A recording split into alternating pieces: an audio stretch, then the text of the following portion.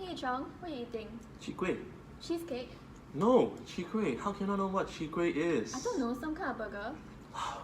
This is exactly what's wrong with Singapore nowadays. Youngsters nowadays do not visit hawker centres enough to know about these delicious, iconic, and not to mention cheap treats available at hawker centres. Oh, no wonder. Like, last time my parents brought me a hawker centre was like years ago. Oh well, anyway, I'm Yi Chong.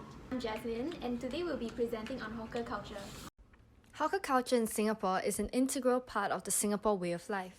It reflects the multicultural identity of the society and strengthens social cohesion through community dining and interaction. On this multicultural island nation comprising Chinese, Malay, Indian, and people of other ethnicities, hawker culture is very much associated with its hawker centres, which serve as important social spaces for community interaction throughout the day, every day. So Jasmine, how do you manage to find out more about hawker culture in Singapore? Well, we conducted informal research both qualitatively and quantitatively. To acquire quantitative data, we conducted formal research by studying a survey by the National Environment Agency. By studying the survey results, we can observe hawker trends and its relevance in Singapore in recent years. This can help us to explore public opinions and perceptions on hawker centres. To acquire qualitative data, we monitored various food review pages such as the Things to Eat page on Mothership, Burple, I Eat, I Shoot, I Post, Hardware Zone, and a Facebook page called Uniquely Singapore Hawker Food. We took note of the frequency of hawker centre stalls appearing on the different pages and the demographics involved in creating, sharing, and commenting on various posts in hope of better understanding the public's perception of hawker food. For formal research, we acquired qualitative data by interviewing different hawkers from Old Airport Road Food Centre, Chom Chom Food Centre, and Newton Food Centre. As for qualitative data, we conducted a formal survey about hawker culture in Singapore. We posed 10 questions in the survey and received 72 responses in total. After analysing our survey results, we found out that participants from 0 to 24 years old are less likely to dine in hawker centres than every other age group. This poses a great threat to hawker culture because of the declining customer base for hawkers in the near future. This led us to conclude that our main target audience will be youths from the age of 13 to 24.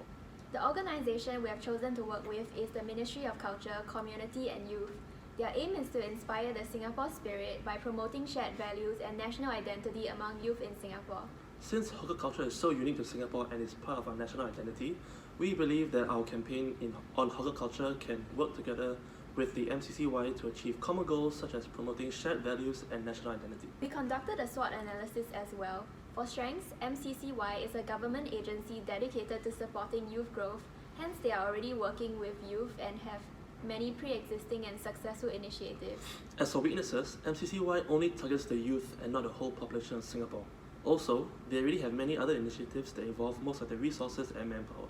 For opportunities, we can inculcate in the youth a respect and gratefulness for hawker culture. The increased usage of technology amongst youth enable us to connect with them via social media. Lastly, youth are more inclined to opt for cheaper food alternatives due to limited student allowance.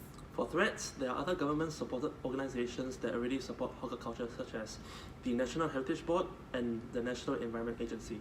Another threat would be the apathetic attitudes from some youth towards upholding culture and spirit in Singapore.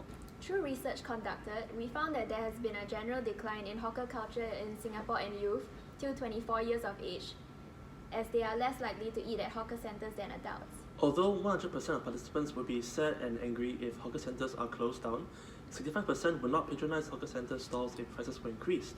Hawkers are also worried because they recognize that their main customers are above the age of 30, with little customers below that age. 年轻人都是喜欢去那边。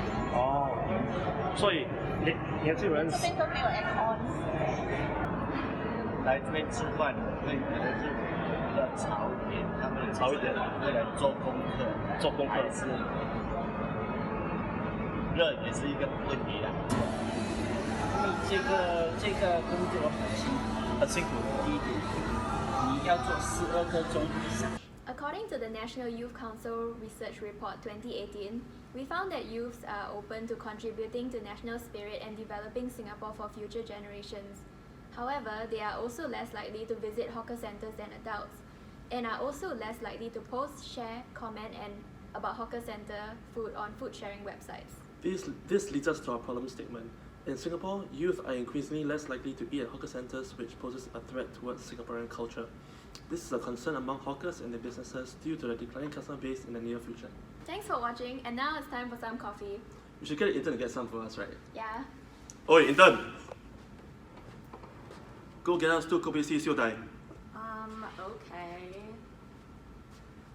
Can I get 2 pumpkin spice lattes?